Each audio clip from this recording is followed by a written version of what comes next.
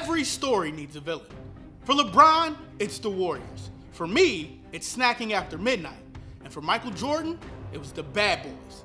The Bad Boys were the greatest and most productive era of basketball in the history of the Detroit Pistons.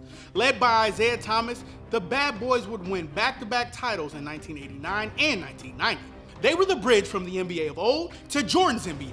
The NBA we still clamor for. None of this friendly, jersey-swapping, hand-holding, team-up garbage. I'm talking about your daddy's NBA. The era where players would get mauled, start a Royal Rumble, shoot their free throws, and continue the game. The Bad Boy Pistons didn't three-peat or win 10 straight titles.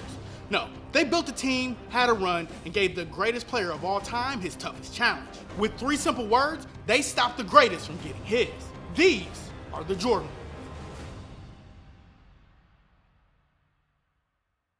Now, by all means, I think Michael Jordan is the greatest basketball player in history. I'm also proud of the fact that we Pistons fans are the only fans that can lay claim to stopping the GOAT. The Pistons were the big bad villains who cheap-shotted and roughed up the superstar. They punched, kicked, and elbowed their way to 3 straight victories over Jordan. In 4 matchups with the Pistons, Mike only won 1 series. Remember, every story needs a villain, and the Pistons were a major roadblock for Michael Jordan and the Chicago Bulls. The Pistons had Jordan in hell. In hell. In hell. They had Jordan in hell, thanks to the Jordan rule, led by Isiah Thomas, 2-time NBA champion, NBA Finals MVP, 12-time All-Star, and the greatest player in Pistons history. Zeke and the Pistons created the Jordan rules, the defensive strategy designed to limit Jordan's effectiveness. But by all means, they did. He had people questioning his leadership abilities. Michael Jordan even had people questioning his will and desire to win. Hell. The Jordan rules went as follows. If Michael was at the point, they forced him left and doubled him. If he was on the left wing, they went to a double team from the top. If he was on the right wing, they went to a slow double team. And if he was on the box, they doubled with the big guy. And the piece de resistance, anytime Jordan drove baseline or went by you had to nail it. Physicality was the name of the game. You see, the Jordan rules weren't just guidelines for guarding Michael Jordan on the court, they were mind games.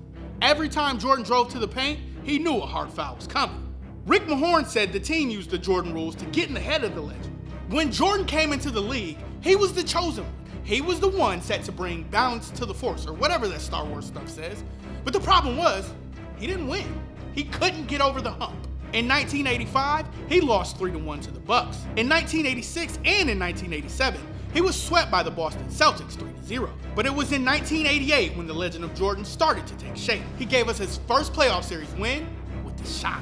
That would lead us to his first series against the Pistons. It was in the 1988 Eastern Conference semifinals. Jordan was kept in check in this series. Well, relatively. It's Michael Jordan. He would average 27 points, but the Pistons would go on to win 4-1. The Pistons would go on to lose to the Lakers in the NBA Finals. In 1989, Jordan would try again, averaging 29.7 points per game, 6.5 assists, and 2 steals. The Pistons would go on to defeat Michael Jordan and the Chicago Bulls in the Eastern Conference Finals. They would sweep the Los Angeles Lakers 4-0. In 1990, surely the third time would be the charm. Nope, back-to-back, baby. It would be the 1991 Eastern Conference Finals where the Pistons' reign would end, when Michael Jordan and the Bulls finally defeated their greatest foe, sweeping Detroit.